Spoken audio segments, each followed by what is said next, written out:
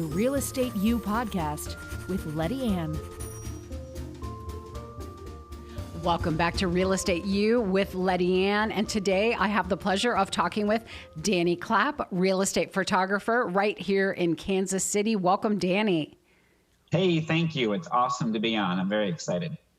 We're so happy to have you here today, Danny. You and I are going to talk about the importance of real estate photography in relationship to when one is selling their home, the importance of photographs and them being done professionally. Just give me your opinion on that. I mean, just in general, because I'm sure we've all seen some nightmares. I mean, people post some nightmare photos just to be funny, but it's not really funny if you're the seller. No, it's not. No, real estate, professional photos in real estate is absolutely one of the most important things because everybody looks at the house online, and their first exposure to the house is the photographs. And they are comparing. Some people would tell you, oh, I can look past whatever photos they are, but they're not. They're comparing your house with other people's houses based on the photos. So it's absolutely 100% important to have great photos of your house. Plus, we live in an HGTV world where everyone thinks everything is perfect, and it really isn't. And it's not that we manipulate the photographs, and we know that an iPhone they have a beautiful, wonderful cameras, but when it comes to lighting or toilet lids up or toilet paper rolls or just so many other things, especially lighting, I would think. It's imperative because, like you said, those persons are going to be looking at the house online and saying, oh, honey, should we go see that house or not? And they're like, it looks kind of drab and dull. Let's not even waste our time. So I think the photographs are the first invitation to say, come out and see me in person. Absolutely. Absolutely. And people have their list of what they like and what they want, size of the living room, size of the kitchen, what the kitchen looks like, a bedroom. And they're comparing that with another house. And if you have dark, not very good pictures, they'll just click next. Let's move on. Well, Danny, we've been using you for years for real estate photography. And you're very talented. You make it look so easy, but I know it's not. And I would imagine it's from years of trials and tribulations, playing with the lighting, using battery packs, lighting packs, and all of that. What's your biggest challenge as a real estate photographer? Really, it's summed up in one word, and that's stuff.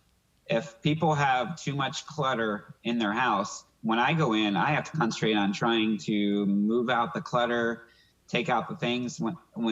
If their house is staged, ready to go, I just go in there and I concentrate on making the best pictures. And every house is different. And so even though I've been doing this for over 15 years, when I go into a house, I like to concentrate on the pictures, the lighting, and the more time I can concentrate on that, the better the photos will be. So the biggest challenge really is people's stuff. And I don't necessarily mean boxes or trash or things like that, but sometimes people, the knickknacks and maybe the wall decorations, things like that. That's really the biggest challenge. And I know it's cliche, but they say, less is more. But if you can have less stuff, you're going to have more house. And so the biggest challenge is just getting people's things out of the way so that we can showcase that house really well.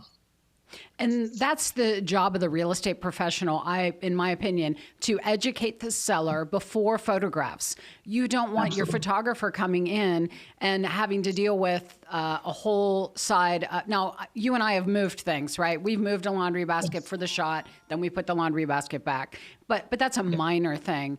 But when you're talking about stuff or too many prints on the wall or too many knickknacks, I feel that the direction should have been given from the real estate professional to here's what's going to sell. You're going to move, start throwing away, giving away, and keeping the items you're going to keep, but put them in the box, right? Yeah, absolutely. And it breaks my heart because about 90% of probably more of real estate agents I work with do great. But sometimes I go into a house and there's things I have to move and that homeowners are so great. And they're like, well, if I would have known this, I would have moved it already for you. So absolutely, real estate agent is so key to getting the house ready. It's a process and it's a strategy, and who you hire matters, right, Danny? Oh, 110%. It does. And, we moved a few times in the last few years, and I would not do it at all without a real estate agent because they are definitely worth it. Absolutely. So who you hire matters completely because I could go on for 5-10 minutes about the different real estate agents out there, but I won't. But yeah, absolutely. We'll save that for another episode because even though we're all licensed, it doesn't mean we're all created equal and have this, anyway. But again, that's a whole nother, well, we are all created equal. I take that back. But it's what we do with our business. And I always put myself as if I'm the seller or I'm the buyer. How would I want to be treated? I need direction because, as you know, moving is very stressful. It's emotional. Mm-hmm. It's taxing on one's health, both physically and emotionally. So yes, absolutely. Having someone to guide you professionally and simply tell you what to do, sometimes that's all the seller really wants. Well, you didn't tell me. Well, I would have told them, but you didn't tell me to clear off everything from my kitchen countertops, which is, that's the first thing. You can have one thing on your kitchen countertops because it's going to show in the photographs beautifully if you simply have your coffee maker and nothing else. Absolutely. Yeah. You're right on. That's very key. Strategy, for sure. Strategy matters. Danny, where did you get started with photography, and why did you fall into this field? I have a lot of people that ask me that, and it's a very interesting story. I did not. I was working another job, and I had a good friend of mine who was in this field, and he asked me one day, say, "Hey, we're looking for a good photographer. We got a lot of work. We're short-handed," and I said, "I'd love to, but I have this full-time job, and I have to support my family. Just can't do it." So a year passes by, the same thing. He's like, "Man, we still need, a good real estate person or photographer." And I told him, "Well, let me see what I can do." So make a long story short, I went and quit my full-time job, started 2 other part-time jobs because to get your foot wet, it really has to be a part-time job. So basically I had 3 part-time jobs, and it quickly evolved to a full-time job and on from there. But the real reason I did it was better than the job I had. And I'll be honest with you, I did not go to college or even classes to take real estate photography. Now I did have a good amount of experience of digital photography, and I have used it a lot. But really, my best training for this job was hands-on, and that's what I did with him. And then quickly just kind of got my feet wet and just worked really hard to make pictures good. So, and I enjoy it. And like I said, it shows. Your photographs are incredible, and our houses sell within 2 days because of your photographs. I'm certain that that's a part of it. So thank you for your talent and always being so willing to accommodate. We appreciate that.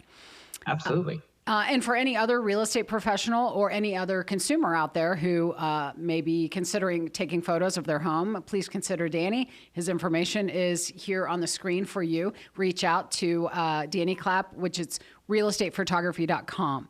So it's clapprealestatephotography.com. Let me ask you, what's the craziest thing you've seen, and you probably have, when you go into photograph a house? For 15 years, something has had to happen that was a surprise to you. I don't know if one instance really sticks out in my head. I do remember a hearing of a house that had a monkey living in it. The lady had a monkey in her house, and she had a pet monkey, and it was very interesting. But no, there's just, I think, just crazy setups that I see, that I'm just like, wow, why did they do it this way? Or a house that just goes on and on after, it's such a big house. So I don't know if it's one house stands out. I think it's just that every house is different. I never know what I step into when I get there. And sometimes you're just like, whoa, this is crazy. This is how big it is or how different it is, and just things like that. What's the biggest hurdle that you face as a real estate photographer? Again, we mentioned before, but basically it's just people's things in the way. again, if they can clear out their things, it's so much better to go in there and shoot that house. But the biggest hurdle, again, is people just not being ready, and just things that need to be moved, need to be changed. Because even if they're there and they say, "Hey, I'm here, I'll move whatever you want," it still takes time for us to wait.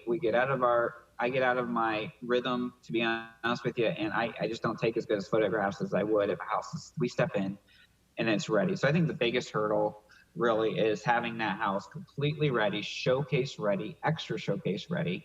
And then I think along with that, I want to add that people's furniture, a stager is worth just almost as much as a photographer, but people's furniture can sometimes get in the way. I know you love your furniture. I know it's probably the best, but sometimes you need to remove a desk or a elliptical machine, big elliptical machine or a bike in the middle of a master bedroom. It's not good photos.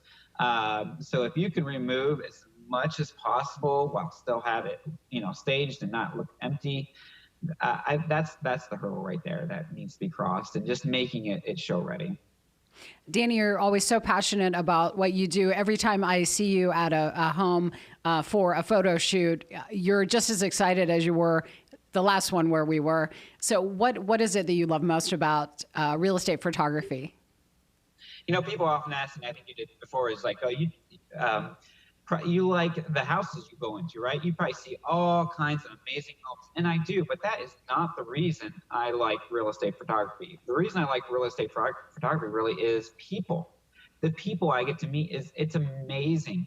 And even though I don't go there and chat with them, for 30 minutes and then get started with photos, we have a conversation. And I think the amazing thing is to hear the stories of people that are transitioning in their lives. Many of them are very nervous, and I'm able to calm them and say, "No, you have a great agent.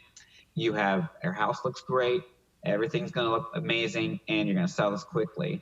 But being to hear people's stories of how they're retiring and moving, to Colorado, and they have a house out in the woods, or they're moving. The grandparents are moving closer to their kids to be with their grandkids. Just the stories and the amazingness.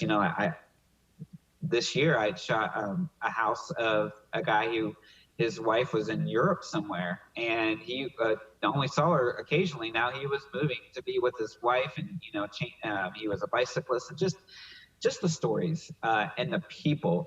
I love it. I really do. That's why I like real estate photography, and that's why I can be passionate at each house, because I know that people are passionate about their house, and it's important to them, and I want what I do to be as important as they're selling their house, because I know it's important. So every house, no matter what, I work really hard to make the photos look good. And people think, oh, after 15 years, it's probably, you probably do in your sleep. Yes and no, but more, I just know it's important, and I work hard no matter what. And it's a relationship business. So Yes. It does matter. I think it shows. And I always say food made with love tastes better than some food that's simply slapped together because we have to eat. So it's almost, I think it's kind of the same parallel there with the whole real estate process, because it is a relationship business. In the photographs, with the sale, all of that. Do you do any other types of photography, Danny?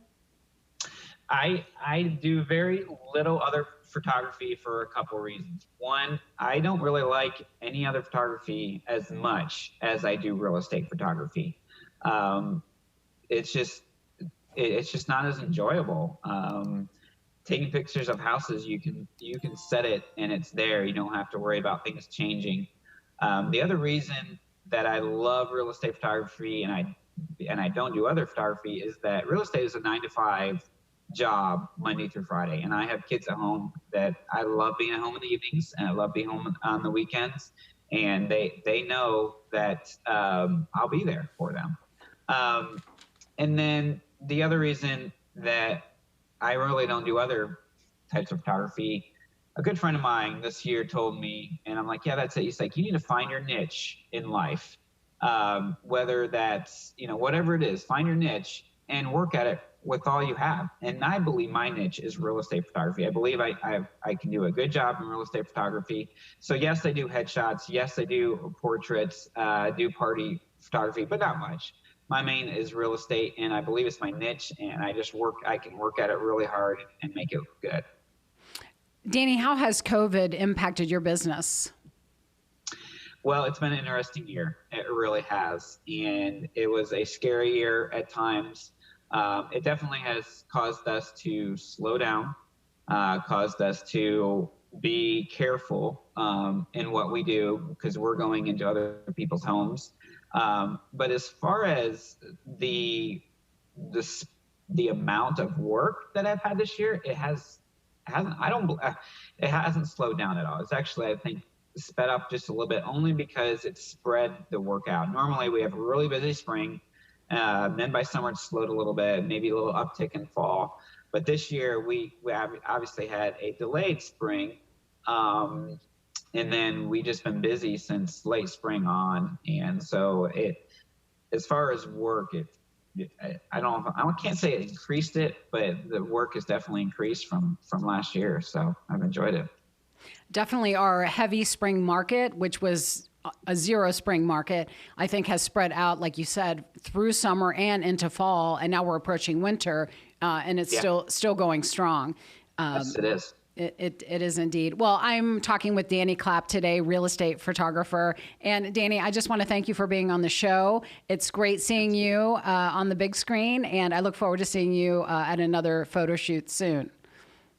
Lettiann, you are the most professional person I have ever met. And when you mentioned this podcast, I was so excited because you are always a joy to be around. Thank you for allowing me to be on this. It's been a joy. So kind of you to say, Danny. And I just want to thank all of you for watching Real Estate You with Lettiann today. And if you like what you're seeing, please subscribe to our YouTube channel, Lettiann and Associates Real Estate Services. And we look forward to seeing you on our next episode.